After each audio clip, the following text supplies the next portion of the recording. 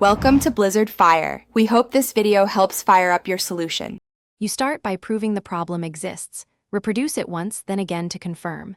Say what should happen versus what happened and list step 1, step 2, step 3 with exact inputs. Capture a screenshot and a short video. Save logs or console output with timestamps. Make sure to note environment details, OS, app version, browser, and extensions, because context often explains the failure. Once done, gather all artifacts into a single folder so you can reference them when creating the report. Now you isolate the bug by reducing steps to a minimal reproducible case.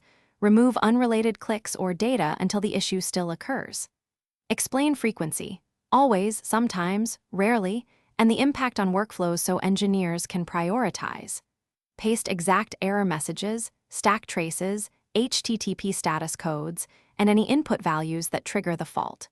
Make sure to include version numbers and recent changes, because knowing whether this is regression or new behavior speeds diagnosis and helps the team decide what to test next. Finish by composing the report: a succinct title, brief summary, precise reproduction steps, and the expected result. Attach your artifacts, set severity and components, and link any related issues. If you have a hunch about the root cause, state it but label it as speculative. After a fix, verify by rerunning your minimal steps. Confirm the issue is gone and note any regressions.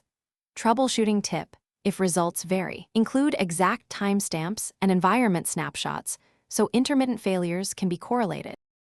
Thanks for watching. If you found this helpful, don't forget to like and subscribe.